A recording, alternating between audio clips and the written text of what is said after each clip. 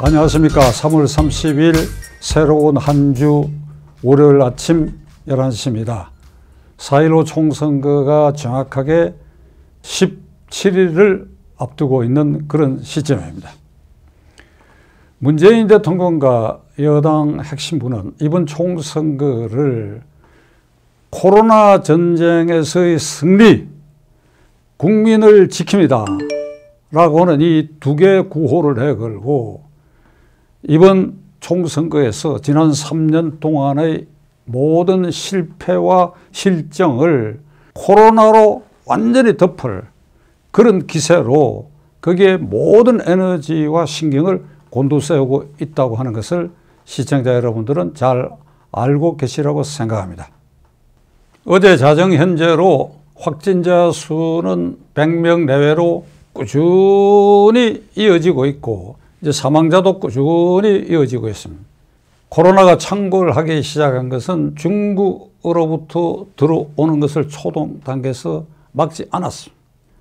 의료 대책을 외교 대책으로 중국이 두려운지 중국이 무서운지 자관 시진핑이 두려운지 문재인 대통령은 중국 입국을 지금까지도 막지 않고 있습니다. 그러함에도 한국의 의료 시스템 그리고 대응 능력 이것이 국제적으로 관심을 갖기 시작했고 그래서 마치 문재인 정권이 모든 것을 잘해서 코로나 사태를 선방하고 있다라고 하는 이런 일종의 홍보전에 이기고 있다고 봅니다. 시청자 여러분, 그러면 자세히 살펴보도록 하겠습니다. 구라파의 이태리나 스페인에 지금 사망자가 폭증한 것은 그 의료 체계가 무너졌기 때문에 우리는 의료보험이 1977년에 채택이 되어가 1989년에 지금과 같은 의료보험 체계를 완결했습니다.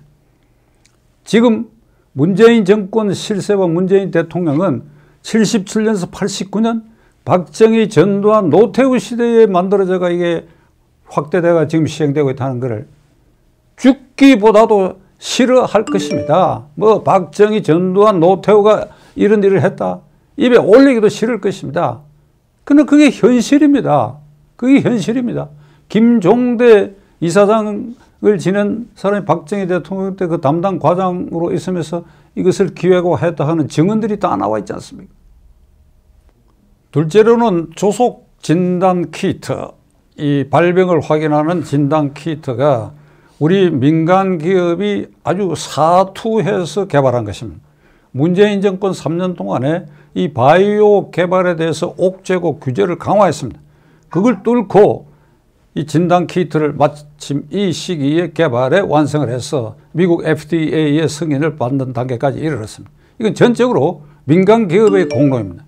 셋째로는 이번 코로나 사태에 있어서 우리나라의 우수한 의료진, 의사, 간호사, 의료조무사들의 피눈물 나는 노력, 그중에서도 특히 대구의 의료진의 그런 헌신적인 노력. 제가 이 대구 사정을 잘 아는 것은 좀 민망한 얘기입니다만은 제 둘째 딸과 사위가 대구에서 봉직하고 있는 의사들이기 때문에 그 사정을 저는 너무 또 잘 알고 있습니다. 이런 우수한 의료진들의 피눈물 나는 희생과 헌신, 이것이 오늘 코로나 사태를 극복하는 과정에 있어서 결정적 역할을 하고 있습니다. 오히려 지난 3년 동안 문재인 정권은 보건복지부 박능후 장관이 보건에 대해 행정에 대해서 전혀 문외한인데 헛발질을 계속했고 질병관리본부에도 본부장 밑에 부본부장 레벨의 관리들은 거기 잠시 거쳐가는 자리에 앉혔기 때문에 지금 그 본부장이 기자회견에 나와가지고 더듬거리고 있는 이 현상을 우리는 지켜보고 있습니다. 오히려 문재인 대통령은 질본관리부의 인사까지도 이와 같이 일종의 망가뜨리는 행정을 했습니다. 그러함에도 부드럽고 점잖은 표정으로 전 세계가 우리를 주목하고 있다. 이게 모든 것이 문재인 대통령, 문재인 정권의 공로인 것처럼 얘기하는 것, 이것은 과유불급, 민망한 일이 아닐 수가 없습니다. 판단은 시청자 여러분들이 하실 것입니다. 이제 이 코로나 사태로 덮친 국제 공급망, 글로벌 스포트 시스템 이 자체가 이제 무너졌기 때문에 국제적 영향 아래 우리도 아주 경제 위기를 맞게 됐습니다. 그래서 1차적으로 선거를 코앞에 두고 아마 오늘 대통령이 주재하는 소득 분배 무슨 정책, 돈을 어느 계층에 얼마씩 나누어 주느냐 하는 재난 소득 분배, 이걸 한번 결정할 모양인데, 민주당은 어제까지 2,900만 명에게, 전 인구의 5분의 3에 해당하는 2,900만 명에게 일시적으로 50만 원씩 지급하자는 주장을 하는데, 재정경제부가 난색을 표명하고 있다고 하면, 일회성으로 지급하는 것은 민망한 얘기입니다만 이게 푼돈과 용돈이 될 가능성이 있습니다. 이 점은 김종인 대책위원장이 주장하는 대로 소기업, 자영업자 그리고 극빈 계층에 대해서 임금 등을 지속적으로 즉시 지급하는 그러한 정책이 나는 옳은 정책이라고 생각합니다. 자, 그럼 선거가 코앞에 있으니까 그냥 한번 막 풀어보자. 이건 결국은 다음으로 우리에게 엄청난 부담으로 돌아올 것입니다.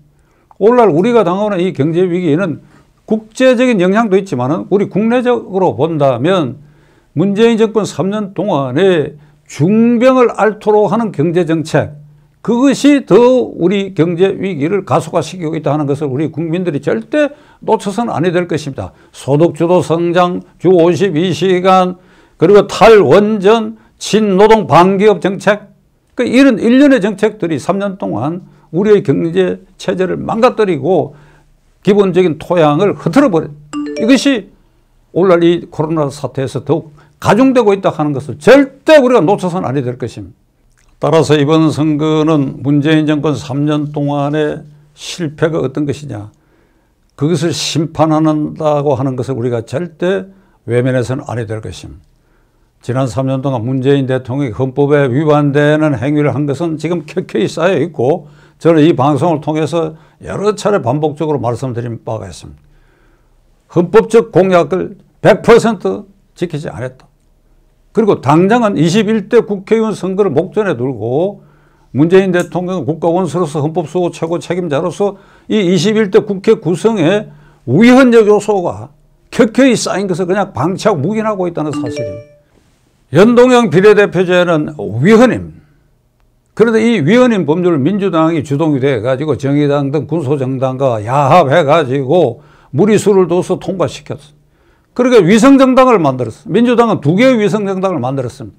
위헌의 위헌, 꼼수의 꼼수를 거듭하고 있습니다. 이 위성정당 중에는 청와대 전 대변인 김의겸 씨처럼 도덕성이 문제돼갖고 해임된 사람, 이미 재판을 받아야 할 피고인 등 이런 사람들이 지역 또는 위성정당에서 공천을 받는, 이게 아주 혼란, 아주 아비규환의 상태를 이렇게 만들고 있고, 이 헌법 위반의 상태가 아주 극에 달했는데도 헌법수호 최고 책임자 문재인 대통령 한마디도 하고 있지 않습니다. 21대 국회가 이렇게 구성이 된다면 나는 21대 국회의 헌법적 정당성을 절대로 인정할 수가 없습니다.